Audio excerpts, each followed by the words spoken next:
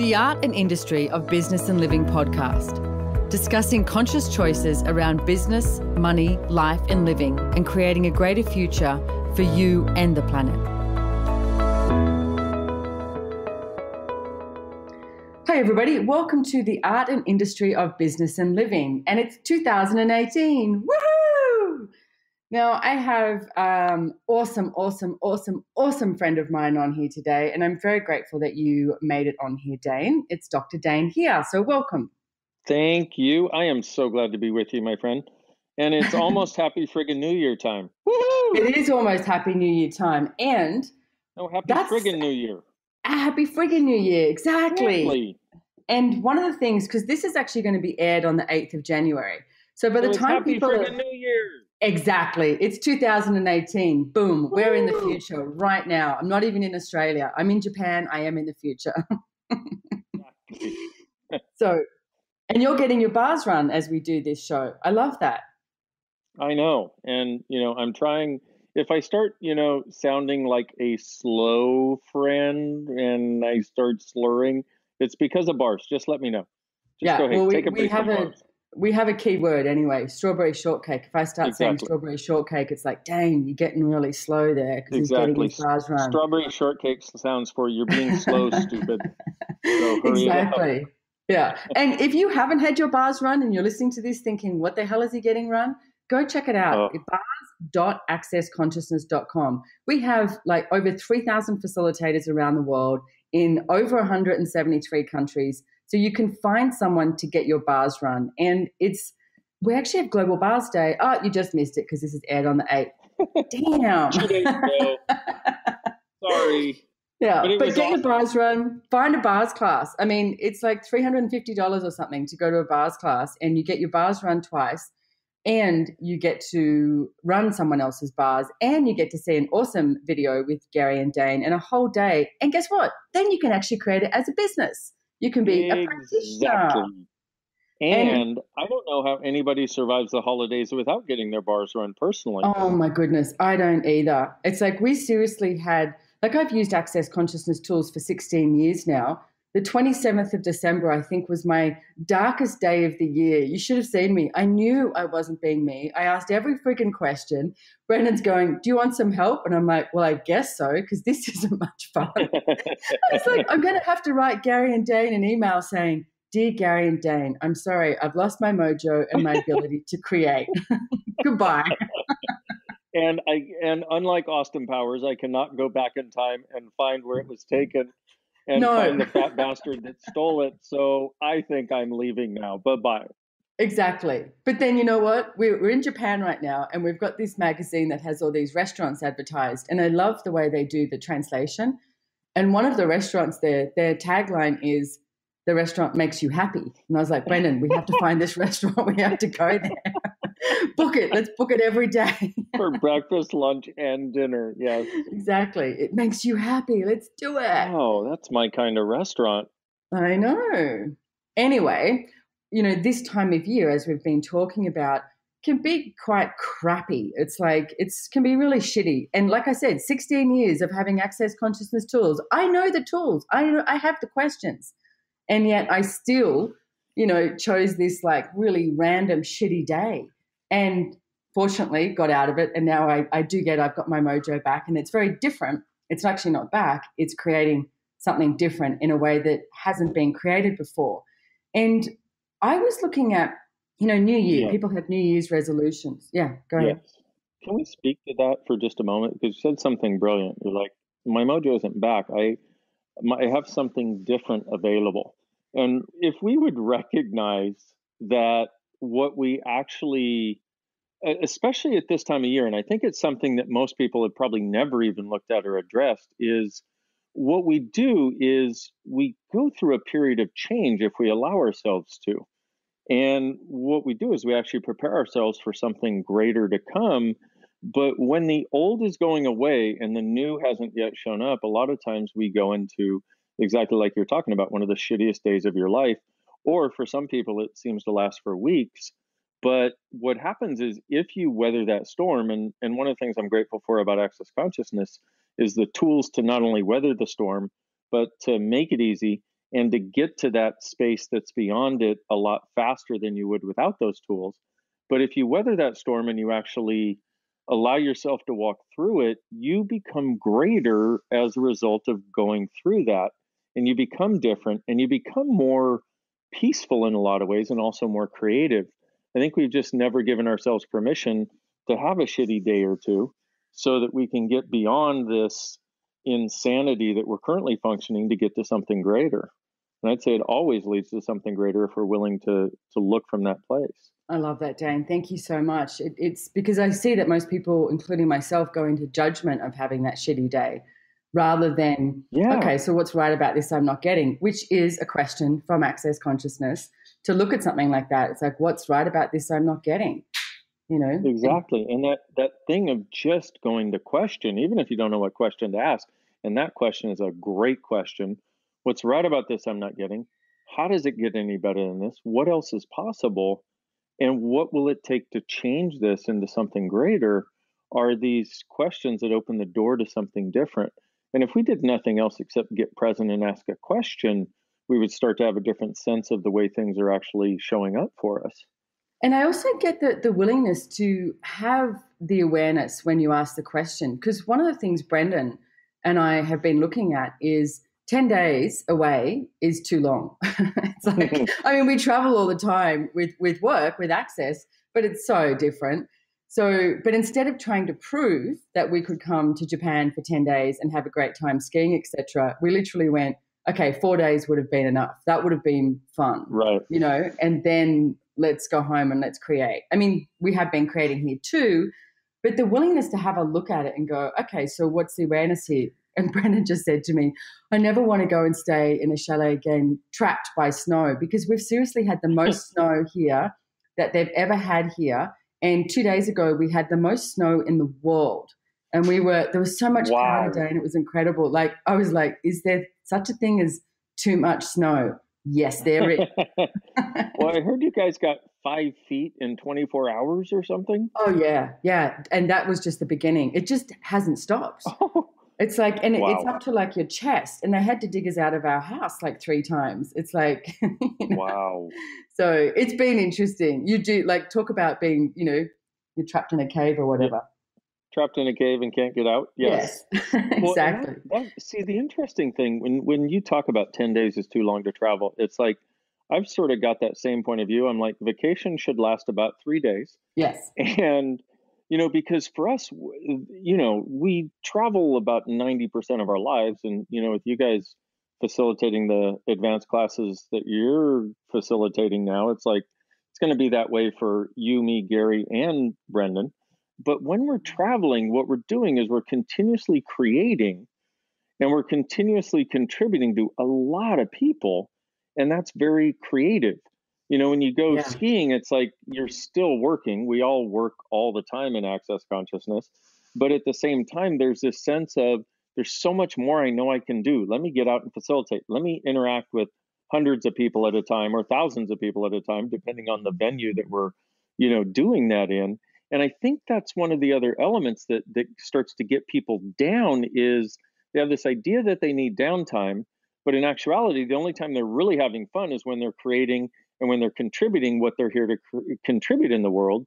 So there's this dichotomy and this discrepancy between what's really true for them and what they keep trying to buy is true for them, which is, I need time at the end of the year to relax, except you can't relax because you want to create, but also you're so aware of so many people's points of view at this time of year. It's like walking on broken glass, you know? And at the same time, you're walking on broken glass. And at the same time, it feels like you're in a blizzard of broken glass blowing all around you. And you're like, wow, what a happy time. I'm so glad the holidays exist. Don't talk about blizzards, Dain. You might start creating one. The sun is actually out today. Yay. No, well, I haven't walked on broken glass, and I don't see that I choose to. And yet you're exactly right. That's actually what I get that it would, you know, quote unquote, feel like. I mean, Jesus, in a ski resort, people are trying, you know, they've saved their money up for the year and they're trying to have the best goddamn time and switch off. And like you said, no one really desires to switch off. Like, I must say, there's these 3 guys here who are part of the staff, And a couple of them have asked us what we do. And one of them just sort of so perked up and was just like, oh my God, I need that.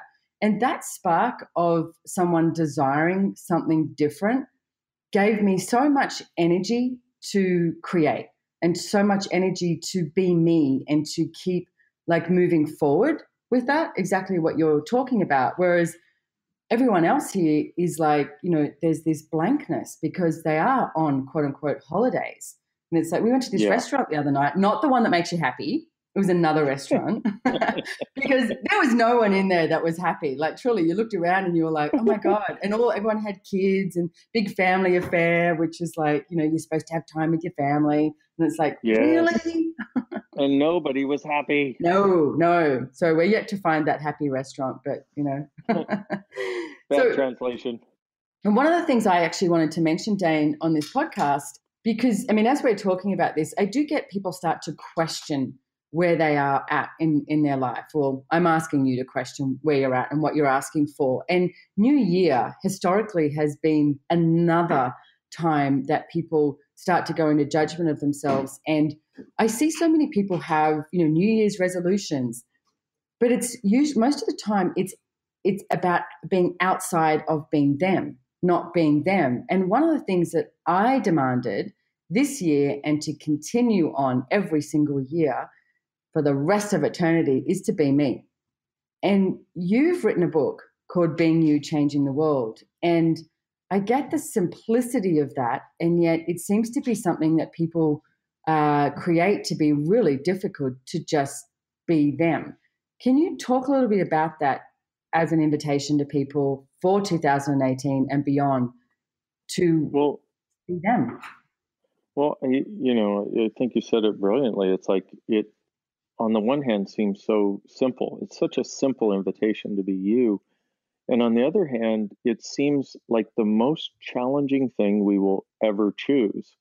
And my sense of the why of that, if people want to actually look at that, is that from the time we were little, we were taught to be anything other than us. We were taught that we had to align and agree with our mom and dad, and then we aligned and agreed with our friends.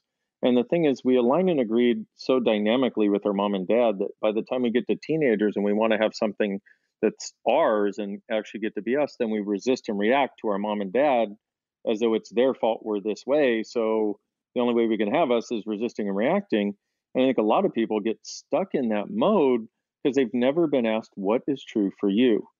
Gary, the founder of Access, it's interesting having been around his grandsons, one of whom is just about 6 and the other one is less than 1 at this point. And it's interesting that their mother has always asked them to be them, whatever that is. And it wasn't always easy for her and won't be, but she never tried to impose on them a point of view. And to see how much ease these kids have with traveling, with being around mom or not, with anything that occurs is phenomenal. And if we had been given that freedom as we were growing up, if we had actually been asked, hey, what's true for you? And let's head in the direction of what's true for you, I think we would have a totally different ease with this thing called being us. And what I've recognized is when we're choosing what's really true for us, our life just works. And it's often so different than what we think our life is supposed to be. And so, that applies in business. It applies with money. It applies with relationships. It applies with sex. It applies with our bodies. It applies with what would make us happy. But if we asked ourselves, if I were truly being me here, what would I choose? And if I were truly being me, who would I be? What would I be? And how would I be? And that can start to open the door. And here we are again asking questions, because a question always empowers, an answer always disempowers.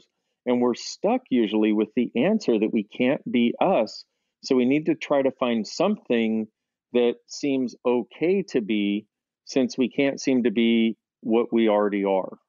So I was actually chatting to someone the other day about this, Dain, and one of the things that came up for them was that if they're being them, it was like they were, quote unquote, afraid of being alone, or they would be choosing something against someone else. Can you talk a little bit about that? Because I do see that we've been taught to align and agree, as you said, with your parents, your peers, etc. rather than choose to be you. Well, I think that's exactly it. It's like we believe we have to go against somebody else in order to have us. And I think that was set up when we were little kids for most of us. And so if we recognize that choosing for us, and most people have the point of view that choosing for them is choosing against someone else. And most people get into relationships based on the idea that it's going to fulfill a certain role. And then they feel like they have to choose against their partner in order to choose for them. But if they had gotten into the relationship choosing for them, that wouldn't necessarily be the reality.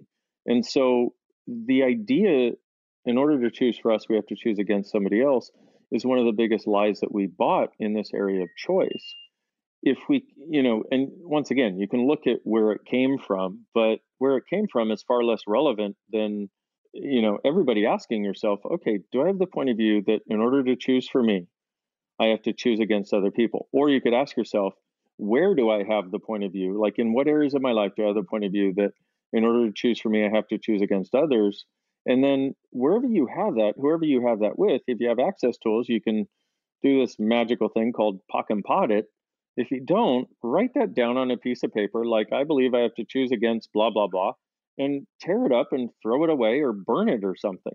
What you're doing is finding some way of connecting to the place where you decided that and chose it, and making a different choice. And the important part is making a different choice, because our choice is the only thing that creates in our life. And most people don't understand that, but if you can just look really simply and go, okay, wherever I'm choosing to choose against other people, as though that's creating my life and me having choice, that's a choice that creates. And it creates a life based on resistance and reaction. And it eventually leads to a life of unhappiness, sadness, depression, and feeling like you have no power and no creative ability. Sitting around when you're 90 years old going, God damn, I wish I'd listened to that guy. And Exactly. trusting to be me. I know, You right? can't go back. It doesn't work like that. Unfortunately. But if you choose right now, if you choose something different right now, you can create a different forward. And I think my sense is one of the other difficulties that I found in working with people, but also I've seen this with myself so much, is I see that people don't take the time to just get present in a moment, like even a moment during the day. They're always looking at, their to-do list that they haven't accomplished, looking at what they haven't done, what they haven't been. And, we have this tool in Access Consciousness, which is, if you had 10 seconds to live the rest of your life, what would you choose? And I'll ask people this in class, and I know you've asked people this in many classes, and you can tell that most people don't really get it. They're sort of trying to get it, but they don't. They're like, what do you mean? So let me put it this way. If you had no past, if your entire past went away right now, and your entire future was limited to 10 seconds, and you were going to disappear, go someplace else or something, could you allow yourself to be present and happy for just the next 10 seconds? Because one of the Yes. things that I see, yes, you're like, yes, please, thank you. Okay, so that lifetime is now over. Now, what would you like to choose? See, and what I found is, and I got this tool from Gary, the founder of Access Consciousness, 17 years ago, and he said, you have 10 seconds to choose the rest of your life. The world is filled with lions, tigers, and bears, and you're going to be dead in 10 seconds. What do you choose? And I was like, happiness. He's like, cool, that lifetime's over. What do you choose? I'm like, more happiness. He's like, okay, that lifetime's over. What do you choose? I'm like, money. He's like, that lifetime's over. What do you choose? And I went, more happiness and more money and being happy. It's all I've ever really wanted to choose. And I thought money would do it. I thought relationship would do it. I thought sex would do it. I thought being successful in business would do it. I thought no longer stressing about my to-do list would do it. You know what I found actually does it? The Choice. choice to be happy. Yeah. And this is something, even, and I know when I say it, most people are like, blah, blah, blah. How do I do that? I can't because. Guess what? Your can't because is what's killing you. It is what is ruining your life and your choice for what you would like to have as your life. And every time you go to I can't because, what I would do is I would pock and pot it like we talked about before, but you want to acknowledge that and go, I am letting that go now. Enough of this crap. Well, actually, Dane, I always send everyone to the clearingstatement.com to check it out with my wonderful friend, Yay! Dr. Dain Heer, explaining about it. So most people probably have already heard you talk about POC and POD. So, Awesome. Cool. hey, one of the things I wanted to bring up, and you sort of made this light joke of it, that you're not perfect. And I mean, one of the things that we talk about in Access is perfection is a judgment, and how many people are striving to be perfect. And Dane, I've known you for 16 years, and one of the things that I'm so incredibly grateful for, and I see you continuously choose, is to be you. I mean, good thing you wrote a book about it, but to be you, because I mean, there's times I see you, extremely happy, and then there's times I see that are a little tough, but you still use the tools and you still get through it, and you always come out with something greater occurring, like a greater capacity, greater possibility, something that you never would have, maybe dreamt of or even knew could show up, yet your willingness to keep moving forward. And I see that as the energy of being you. So if everyone was being them, if everyone made that demand that this year and beyond that they be them, how do you see that could be a contribution to everyone and the planet? I would say it is the greatest contribution that could be. And why do I say that? Because when you're being what you actually are, your world exists beyond judgment.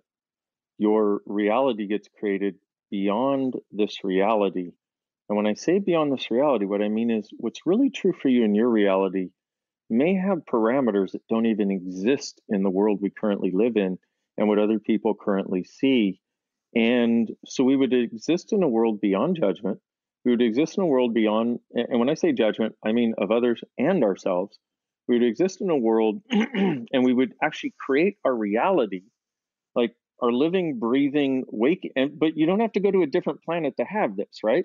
This is like you can have this right here, right now. You can wake up in your same bed tomorrow and have this, but it's like the rules change for you. And rather than the rules being about judgment and wrongness of you and others, rather than the rules being about you have to suffer in order to get anything, rather than the rules being you can't have an ease with money, an ease with the relationships, an ease with business, an ease with joy, what happens is the rules change. And they change to you being able to have ease with everything that you touch, you being able to actually have a sense of space walking around the world, no matter how much you have to do, no matter how many people you have to interact with. And let's face it, you and I interact with hundreds of thousands of people a year. And most of the time, we still have a lot of ease.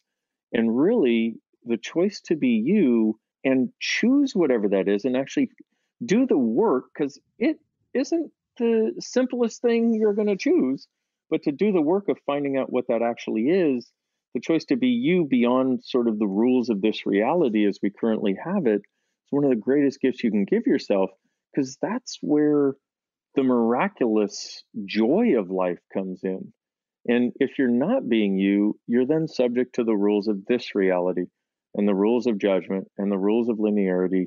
And I say all this stuff, and because a lot of the people listening to your podcast are going to be interested in not only themselves and being them, but also business and creation. But that's where the greatest creators create from. I mean, just as an example, if you look at Richard Branson, he's like being him. And when people tell him you can't, he's like, thank you for your input. Bye-bye. I'm going to go create what you And told keeps me I being him. can't. Yeah, exactly. Yeah. And he just keeps being him.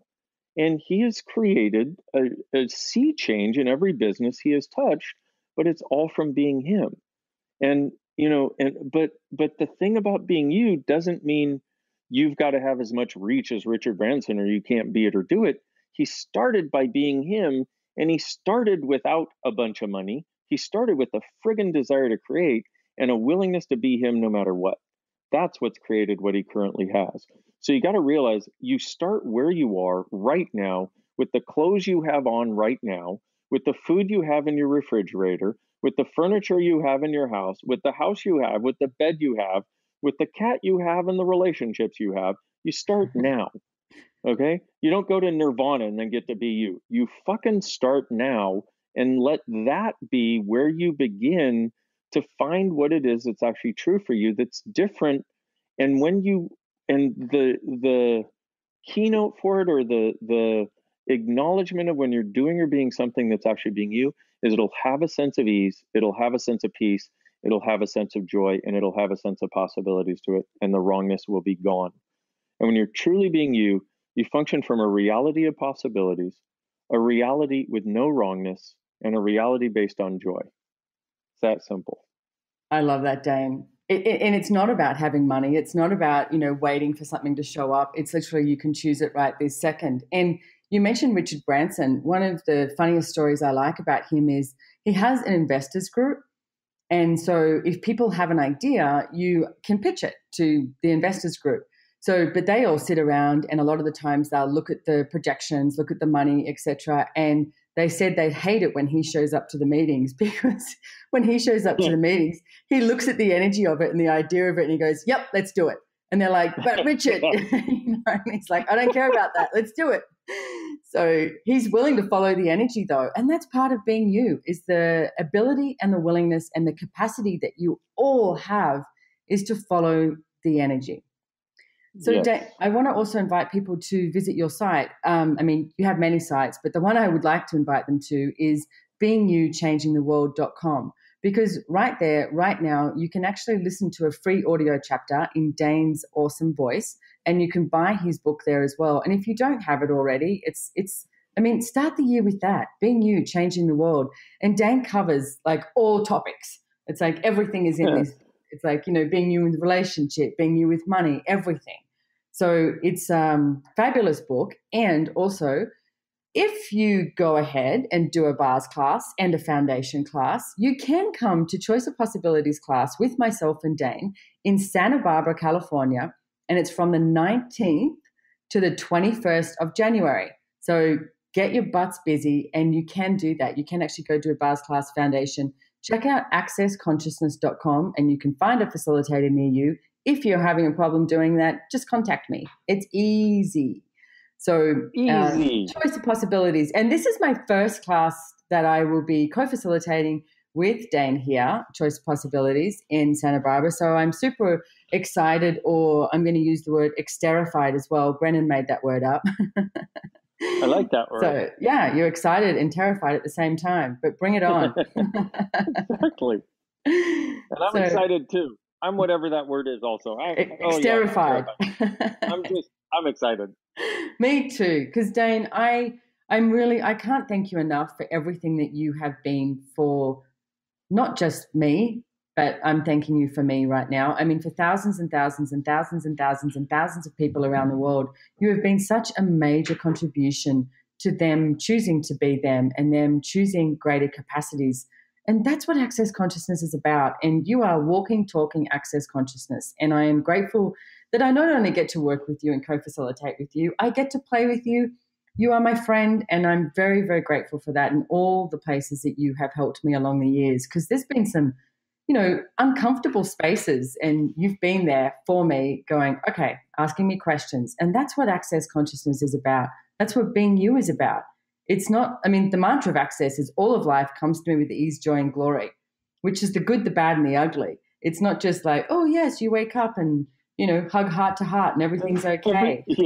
And everything is wonderful all the time. No, this is actually addressing the reality of life and the reality we live in, and also, the possibility for the reality we create. So first, let me say thank you, my great friend, because you have been there for me also. And the gift of your friendship for me is one of the greatest gifts of my life.